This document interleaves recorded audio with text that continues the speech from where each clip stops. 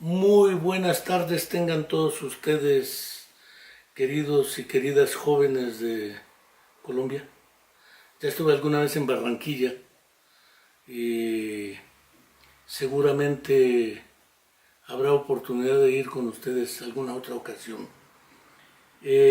No quiero dejar de agradecer para comenzar la invitación que me hubiera hecho la querida, bella y joven compañera que me ha girado la invitación para platicar con ustedes un poco acerca de los orígenes y el desarrollo de la psicología, particularmente en México. Sin embargo, tocaré algunos aspectos relacionados con Colombia, por una razón histórica, con Guatemala y con algunas naciones de América Latina. Mi nombre es Enrique Álvarez Alcántara, ya les habrán dicho. Soy psicólogo de formación. Me formé en la Facultad de Psicología de la Universidad Nacional Autónoma de México en la década de 1975 al 80 del siglo pasado. Ya cuando alguien habla desde el siglo pasado es porque por lo menos no es precisamente joven. Y decía el poeta chiapaneco Jaime Sabines, a mi edad la juventud llega por contagio. Y para contagiarse de juventud hay que juntarse con gente joven como ustedes. Cuando hablo yo de la psicología, hablo de tres cosas distintas en un solo ser. Aquí sigo un poco una entrevista que hacia el año de 1900 le hubieran hecho a un tal Alfred Binet, el cual no era psicólogo, era médico, porque en esa época no existía la carrera de psicología. Si no existía la carrera de psicología, ¿cómo hemos dicho que Wilhelm Wundt en el año de 1879 funda el primer laboratorio de psicología experimental en Leipzig, Alemania? Eso dicen los libros que hemos leído. Por ejemplo, una historia de la psicología experimental de Edwin Boring. No quiero dejar de decir que en esa época el buen creador del primer laboratorio de psicología experimental, Wilhelm Wundt, no era psicólogo porque no existía la carrera, era fisiólogo. Lo mismo que el buen Iván Petrovich Pavlov era fisiólogo, alumno de un fisiólogo ruso también, Iván Mikhailovich Sechenov, de los cuales tuvieron como alumno más importante a Vladimir Mikhailovich Bekhterev, de toda la escuela fisiológica rusa. No soviética aún, porque el triunfo de la Revolución Rusa es hasta 1917. Si hablamos de Sigmund Freud, que escribe hacia 1900 su interpretación de los sueños, Sigmund Freud tampoco era psicólogo, era neurólogo. Y podemos seguir así la historia. Sin embargo, se dice que la psicología nace con ellos. Jean Piaget tampoco era psicólogo, era biólogo y epistemólogo. Lev Vygotsky tampoco era psicólogo, era abogado y crítico de arte. Podemos seguir así la historia. Alfred Binet, uno de los creadores de los test que miden la inteligencia, le preguntaron una vez qué es la inteligencia y respondió: lo que mide mi test. Y le preguntaron: ¿y qué mide su test? Pues la inteligencia. Esas definiciones se llaman circulares. ¿Qué es un conejo? Un animal parecido a la liebre. Uno busca en el mismo diccionario: ¿qué es una liebre? Un animal parecido al conejo. Entonces parece ser que las definiciones no son claras o precisas. Cuando hablo de la psicología, entonces lo primero que puedo decir: ¿qué es la psicología? Lo que hacen los psicólogos. ¿Y qué hacen los psicólogos? Psicología. Eso es algo que es necesario dejar bien claro. Por ejemplo, ¿qué hace un psicólogo? Aplica un test. Ciertamente. Pero en un país como Cuba existe la carrera de psicómetra, que se estudia aparte de la de psicólogo.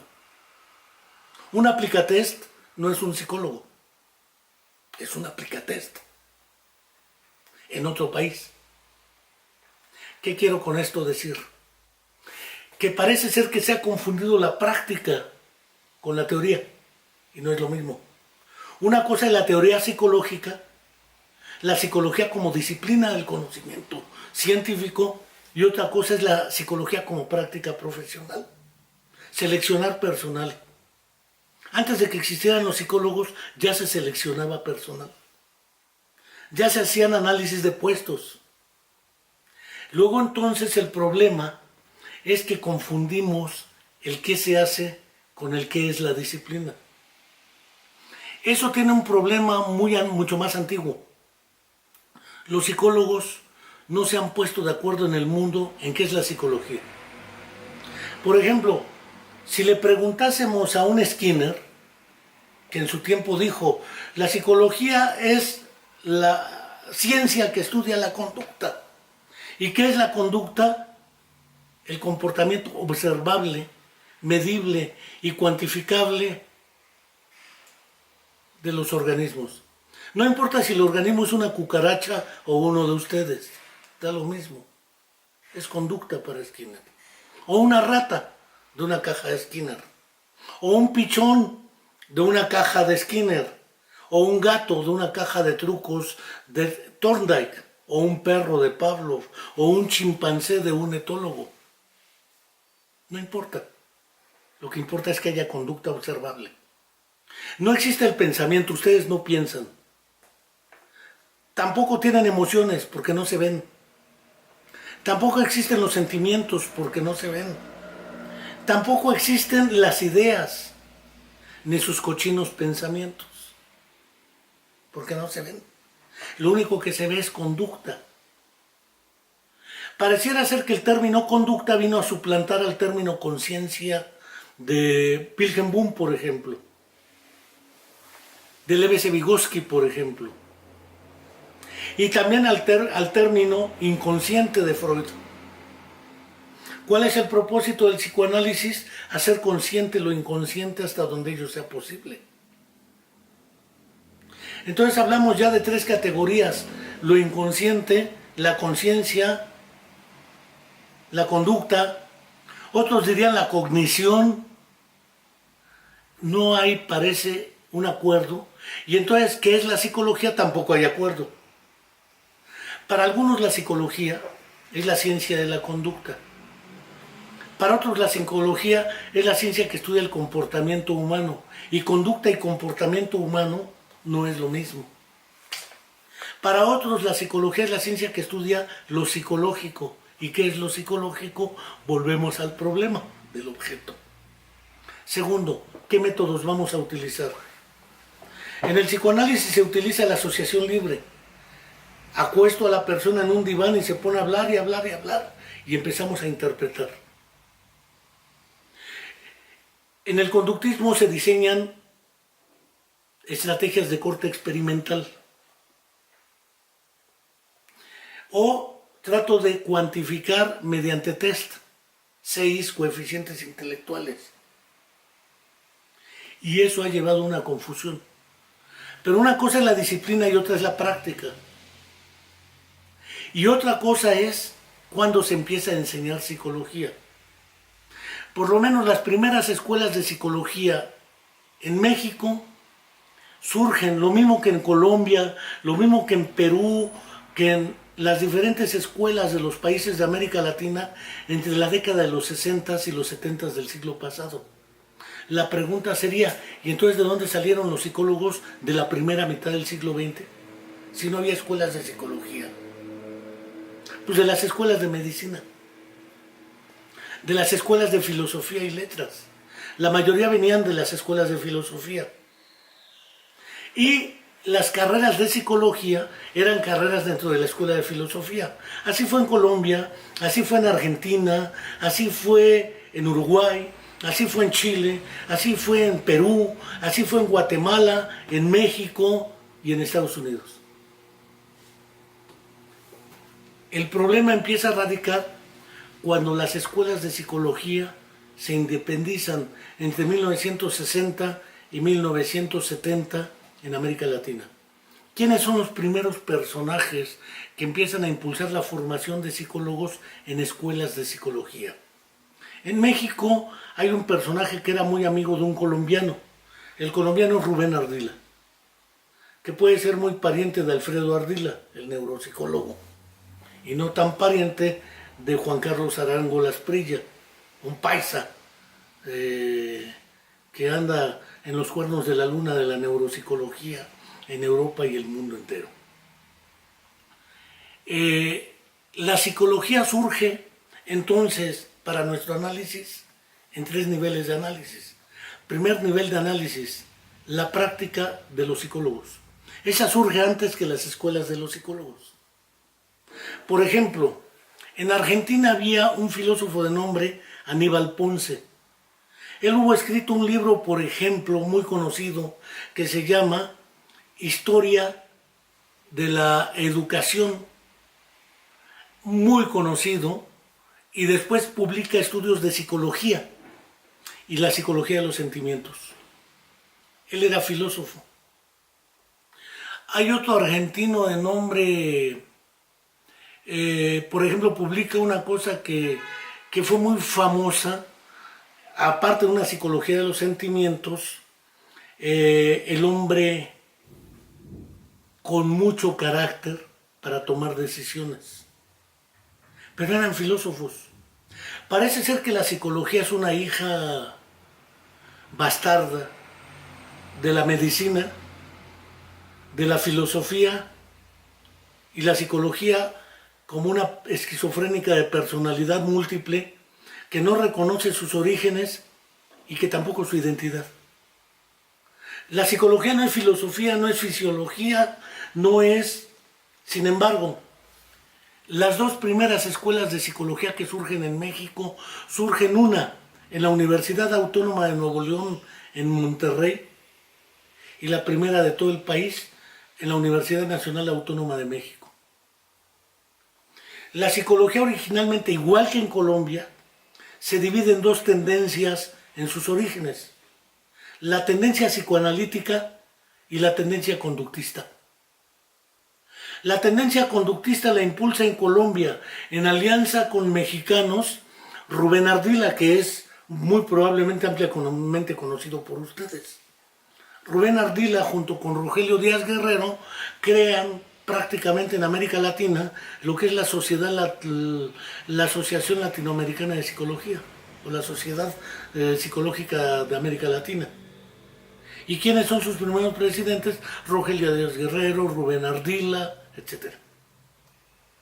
Entonces existen 2 grandes tendencias en las escuelas de psicología en América Latina. La primera es el psicoanálisis y la segunda es el conductismo. Son las 2 escuelas más importantes que hay. ¿Pero por qué estas?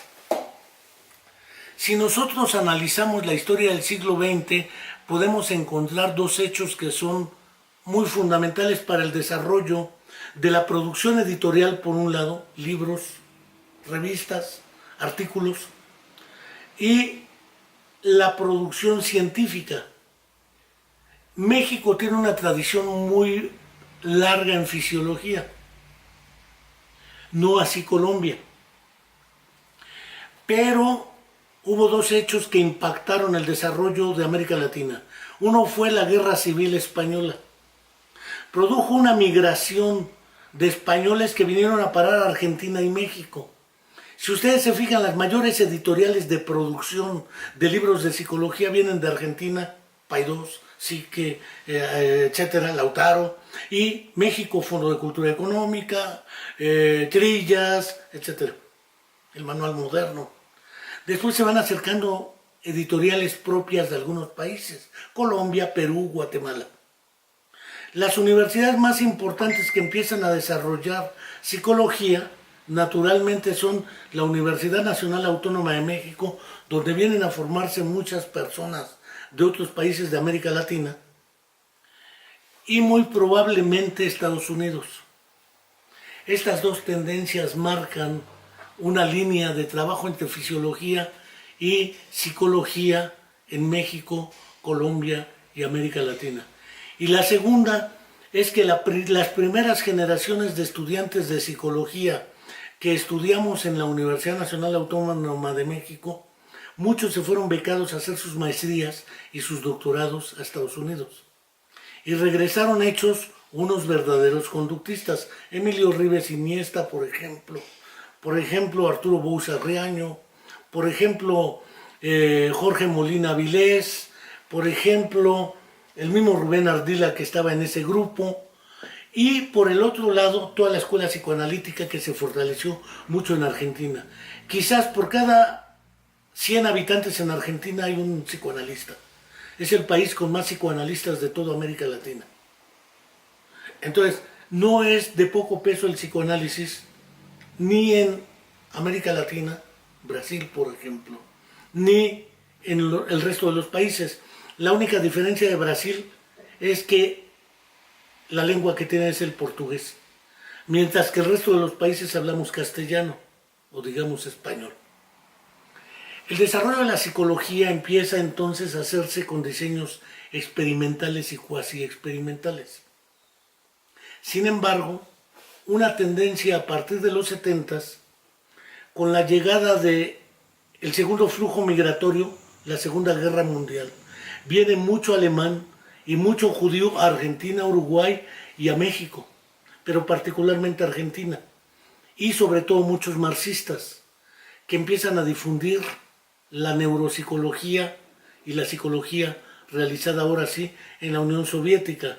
Alexander Luria, Sergei Leonidovich Rubinstein, Alexei Nikolaevich Leontiev, Ekaterina Shorokova, Alexander Romanovich Luria, el más conocido de todos, sin duda alguna, o el más difundido y no necesariamente más conocido. A partir de la década de los 70s, aparece un libro publicado que va a impactar mucho en Colombia, en algunos grupos de neuropsicólogos. El libro se llama El diagnóstico neuropsicológico de Luria, de una danesa de nombre Annelise Christensen. Ese libro impacta a muchos personajes y después de la caída o muerte del dictador Francisco Franco en España, España se vuelve un productor natural de libros de psicología que nos llegan como psicología educativa, psicología evolutiva o psicología escolar. César Coll y Salvador, Juan del Val, José Antonio Castorina en Argentina, Ricardo Vaquero en Argentina, en Chile Ricardo Rosas, otra vez en España todo el grupo de la Universidad Autónoma de Madrid y de la Universidad de Barcelona. Ese tipo de influencias fueron producidas en un primer impacto por el doctor Serafín Mercado Domenech, mexicano, que también se formó con un tal Brunner y con otros cognitivos o psicólogos de orientación cognitiva. Es decir, cuando hablamos del desarrollo de la psicología en México y particularmente en Colombia, quiero creer, tiene que ver con el conductismo y con el psicoanálisis. Uno. Dos, tiene que ver en Colombia con Rubén Ardila, sin duda alguna, y en México con Rogelio Díaz Guerrero. Tiene que ver con la Universidad Javeriana de Bogotá, en Colombia. Tiene que ver con la Universidad Nacional Autónoma de México y un poco más distante la Universidad de San Carlos de Guatemala. La Universidad Nacional Mayor de San Marcos en Lima, Perú, también manejaba su programa de psicología, y la Universidad de Buenos Aires en Argentina. Como podemos ver, son los países que mejor han mostrado el desarrollo de la psicología. Sin embargo, en Argentina pesó mucho el psicoanálisis y la teoría de Piaget, mientras que en Colombia predominó mucho el conductismo, lo mismo que en México. Planteado hasta ahí, he visto dos cosas. ¿Qué es lo que hacen los psicólogos? Porque antes de la existencia de las escuelas de psicología, ya se hacía selección de personal, ya se evaluaba el desarrollo de los niños, ya se hacía análisis del carácter en los niños, ya se hacía psicoterapia desde la primera mitad del siglo XX. Entonces puedo decir que si hablo de psicología hablo de dos cosas: qué hacen los psicólogos y cómo se forman los psicólogos, que son dos cosas distintas. Y la tercera, naturalmente, que si nos permite explicar la psicología. Ustedes mejor que yo sabrán que si van a una fiesta, por ejemplo el colega varón que está casi frente a mí, y lo ve una chica, le va a decir: ay, no me veas, ya vas a saber cómo soy. Existen muchos mitos y fantasías sobre lo que hace el psicólogo. De seguro me estás analizando. No te hagas ilusiones, tampoco tengo el tiempo de perder el tiempo contigo. Mejor me tomo un guaro en vez de estarte analizando. El problema es que existen muchos mitos y mitologías sobre qué hace el psicólogo y qué hace la psicología. Creen que el psicólogo carga su bola Murano de cristal y te dice tu futuro es incierto. Si sigues con ese carácter, pues para eso ve uno la televisión, dice esta persona tiene mucha personalidad, menos personalidad. El lenguaje de la psicología es tan de la vida cotidiana que cualquiera se dice psicólogo y le dice psicología lo que hace. Si no, vean la televisión en Colombia o en México, para el caso es lo mismo. Cualquiera interpreta el comportamiento. Hay charlatanería, los coaching, yo te digo cómo comportarte, cualquier ingeniero es coaching, cualquier abogado es coaching, pero no cualquier psicólogo es abogado. Parece ser que cualquiera se da el lujo de decir estupideces y a sus estupideces decirle psicología. Es más, te estoy viendo y estoy viendo que te defiendes de mí. Tus defensas proyectan tus traumas que tuviste desde la infancia. Infancia es destino. Y cual más te habla de resiliencia, cual más te habla de baja autoestima, cualquiera te dice, oh, yo estoy bien, tú estás bien, tus zonas erróneas. Libros de autoayuda que se venden hasta en las esquinas de los puestos de periódicos. Revistas 17, 20 y tantos, Cosmopolitan, Activa, Buen Hogar. ¿Sabes besar? Contesta el siguiente test. Ya cualquiera publica test, se meten a Facebook, lee tu IQ. Contesta el siguiente cuestión. Ese es para superinteligentes. Si adivinas, no des el resultado, pero reenvíalo. Quiere decir que eres muy inteligente. Es decir, estamos tan globalizados, tan tecnificados y tan pulverizados que ya cualquier cosa es psicología, cualquier tipo se dice psicólogo y cualquiera le dice psicología a lo que hace. Hasta la psicomagia, hasta el neurocoaching, hasta neuroeducación. Y no le sigo con toda esa charlatanería. En realidad, ¿qué es lo que sí nos permite hacer la psicología? Y aquí voy a ser muy preciso. Primero, que sí puede hacer un psicólogo si se arma científicamente de la psicología. Crear modelos teóricos no psicologizados sobre ciertos comportamientos típicos. Por ejemplo, esa pregunta puede ser muy tentativa para ustedes. ¿Existe la personalidad del colombiano? ¿Existe el colombiano prototípico? Aquí en México hay gente que dice México se ha colombianizado por el asunto de la violencia, el narco, el Chapo Guzmán y otras historias que en Cali, Medellín, ustedes vivieron. ¿Sí? La estructura de personalidad, ya firmaron la paz, hasta Timochenko se espantó con el avión que pasó por ahí, pero se firmó la paz. Ya es otro Colombia, en realidad es otro Colombia. La gente se siente segura de salir a la calle, una muchacha, por ejemplo, sin que la acosen. Parece ser que esa cosa que llamamos miedo, ansiedad, angustia, desesperación, que no aparece en las cumbias, pero sí aparece en los boleros mexicanos clásicos. Usted es la culpable de todas mis angustias, de todos mis pesares. Usted me desespera, me mata y me conmueve. Y uno escucha las letras de las canciones y dice cualquier psicólogo la escribió.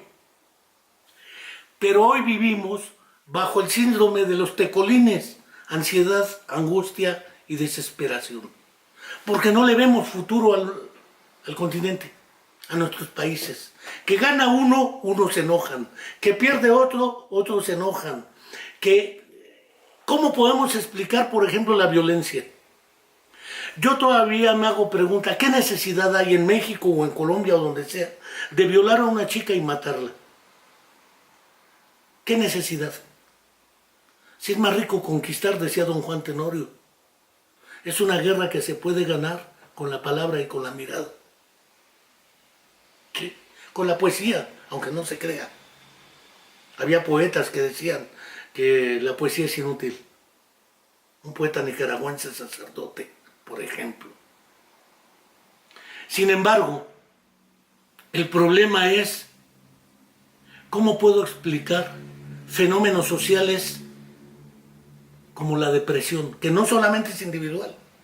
La tasa de mortalidad por suicidio realmente logrado en América Latina es muy alta. La tasa de mortalidad por violencia hacia las mujeres o feminicidios sigue siendo alta. La pregunta, ¿eso está en la estructura de nuestra personalidad? Los seres humanos somos por naturaleza malos, dijera Freud. Un principio del placer nos empuja y nos dice, quiero. Pero hay un super yo que nos dice, pero no debes. Es pecado, pero me encanta. Sí, pero no lo debes hacer. Ese conflicto entre el deseo y el deber genera una teoría que permite explicar los conflictos que están dentro de cada uno de ustedes o de nosotros. Es otro modelo teórico que explica la naturaleza del comportamiento. Otro modelo teórico dice, no, es la historia de refuerzos y condicionamientos. Todos ustedes han sido condicionados para sentarse como se sientan. De verdad, voy a hablar de una idea, el espacio. Cuando ustedes van a su salón, les aseguro que el asiento donde se sientan ustedes no lo ocupa otra persona. Pareciera ser que existe psicológicamente la idea de que el espacio es de ellos. La primera vez que fui a la casa de quien es mi esposa, me senté en un sillón y las hijas a coro me dijeron, ese es el lugar de mi papá. Es decir, el espacio no es solamente un espacio físico, circundante, es un espacio donde me comporto. Niño, en el baño no se come, en la mesa no se juega. Es decir, parece ser que el espacio tiene valores culturales asignados. ¿Eso cómo lo aprende el niño? Lo trae en su cerebro y como algunos reduccionistas fisiólogos dicen, tus lóbulos frontales deciden, tu occipital percibe, tus temporales se emocionan. Entonces, ¿para qué quiero cuerpo si todo lo hace el cerebro? Y yo no voy sobre el cerebro de la chica o del chico. Voy sobre el cuerpo para que me agomaje. Aunque le diga, desde que te vi me gustó tu mirada. Falso. Todos utilizamos el lenguaje para transmitir ideas. Yo estoy hablando desde México. Y ustedes están escuchando sonidos que convierten en ideas. ¿Cómo le hace su sistema neurocognitivo para transformar los sonidos en ideas? Y después, ¿cómo le van a hacer ustedes para transformar sus ideas en sonidos? ¿Y cómo le voy a hacer yo para transformar esos sonidos en sus ideas? Y para que no haya tanto error de interpretación entre lo que ustedes escuchan y lo que yo digo y viceversa, porque si no voy a acabar como los maestros tradicionales. Espero que no tengan de esos que dicen, ¿me entendiste? Inusualmente preguntan, ¿me expliqué? El error está en ustedes, no en mí. Lo deseable sería decir, ¿me entendieron? Tarados, faltó agregar. O decir más modestamente, fui claro en la explicación.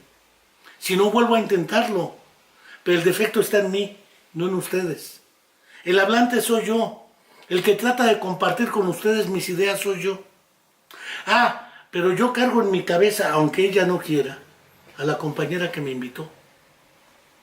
Y no la cargo en mi cabeza porque sea guapa o no, o joven o no. La cargo en mi cabeza porque ella me dijo, lo invitamos a que nos dé una conferencia desde México. Y entonces yo desde que estoy pensando, ¿qué les voy a decir a estos jóvenes? ¿Voy a preparar una conferencia 2 horas antes? Mejor digo que no.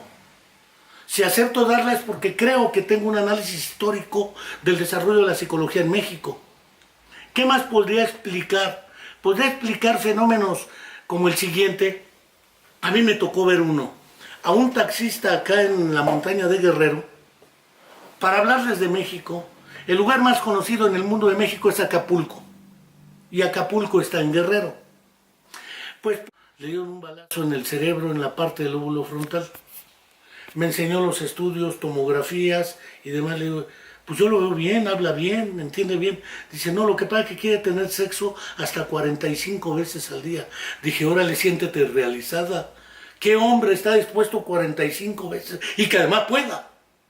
Porque no es lo mismo estar dispuesto que poder. Pero no solo eso, dice, quiere frente a mi mamá, en la calle, en la esquina, donde sea, y no en todos lados. Y al principio a lo mejor sí, ¿Y antes de la herida de bala era muy sexoso tu marido? No, era de uno diario o 2 al día. Bueno, ya 2 al día es un buen rating. Pero 40 veces al día, ni los bonobos. La pregunta lógica sería, ¿qué área del cerebro tocó esa bala que le dañó la parte del comportamiento sexual? Ustedes habrán leído un libro de Kluber y Bussi sobre el desarrollo de la sexualidad y las emociones en fisiología y la conducta sexual humana. Es muy probable que lo hayan leído. Hasta se le conoce como el síndrome de Kluber y Bussi. Bien, pues, platico con el muchacho y además tiene otro problema. No se da cuenta que tiene el problema. Es decir, él dice, no, yo estoy bien. No, no hay problema. Y entonces la esposa dice, yo no sé cómo se diga en Colombia. A lo mejor dijeran, porque esto me lo enseñó una colombiana, gonorrea, pero no es gonorrea. Acá decimos hace güey. Es decir, hacerse güey acá significa, no sé a qué corresponde en Colombia, pero es el que te dice que no, pero sí tiene claro. Se está haciendo algo, está fingiendo, valga un término sí muy académico y nada cotidiano. Pero el tipo está fingiendo, no está mintiendo.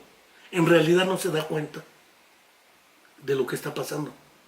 A eso se le llama anosognosia. No tiene conciencia. ¿No existen? Ustedes habrán sufrido maestros que les dan asco, que les dan lástima, que les dan sueño, que les dan tristeza y que ustedes dirán, ¿de dónde salió? ¿Quién lo contrató? Entonces reconozcamos que la educación es un proceso interactivo entre un sujeto que enseña, un sujeto que aprende y un contenido de aprendizaje. Yo no sé qué tan buenos sean ustedes para pasar test, pero si yo les preguntara la tabla periódica de los elementos de Dmitri Mendeleev y empezáramos con el primer elemento, masa, peso y número atómico, el primer elemento debe ser hidrógeno. ¿Cuál es el segundo?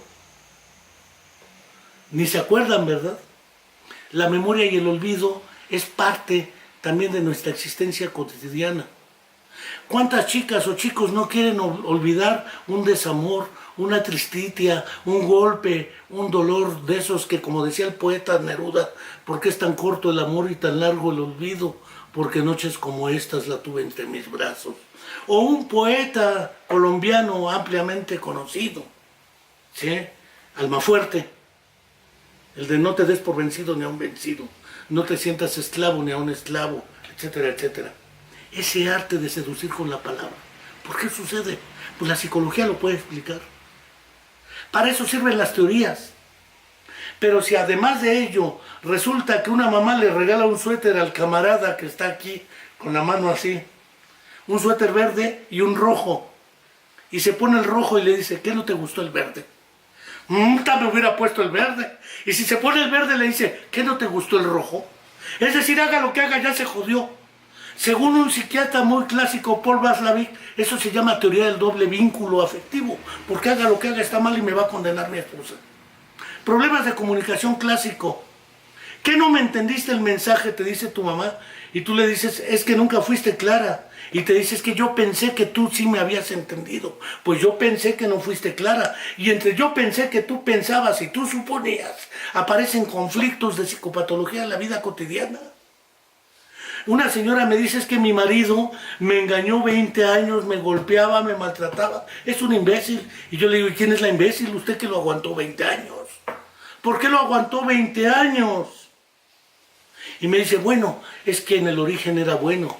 Sí, yo supongo que lo vio y no dijo, me gusta para aventarle el aceite hirviendo con el sartén y para divorciarme. Nadie se casa así. La pregunta es elemental, ¿qué hicieron los dos para llegar a donde están? Y no echarle la culpa al otro, porque si el problema jurídico vaya con un abogado, no conmigo. Y si viene a que la papacha y le diga, no, no hay bronca, todo va a salir bien, le va a salir de la patada, porque hay que divorciarse, hay que pagar los hijos. No, no es fácil, pero la verdad siempre también tiene su precio. Y la libertad también. Y la función de uno es apoyar psicoterapéuticamente. Si se fijan, me estoy valiendo de 2 recursos. El recurso teórico para explicar y diseñar un modelo, por qué el comportamiento del colega baleado en el cerebro cambia. ¿Y qué puedo yo ofrecerle? Porque si él no tiene conciencia de que está dañado, no es buen sujeto para una terapia. Tengo que cambiar de estrategia, porque la terapia debe ser voluntaria. Pero a mí me llevan al niño y la mamá dice, es que me dijeron que es autista, y como es autista quiero que se socialice, bueno, eso es lo que usted quiere. ¿Y qué quiere el niño? ¿Le ha preguntado? O me pasa con viejitos que se están demenciando.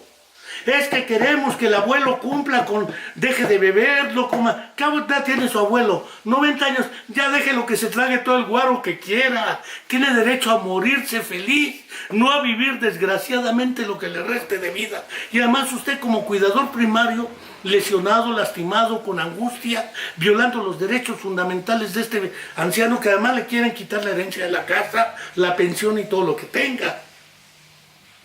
¿Cómo ayudar a los cuidadores primarios? ¿Cómo hacer terapia de grupo y sistémico familiar? Eso nos ayuda a la teoría también. ¿Qué impacto tiene en una señora que antes era la dueña de la cocina y ahora llega la hija y le dice, te jodes, vas a comer esto? Pues antes lo hacía yo. La depresión que les llega. ¿Qué pasa con la depresión? No sé si me estoy explicando.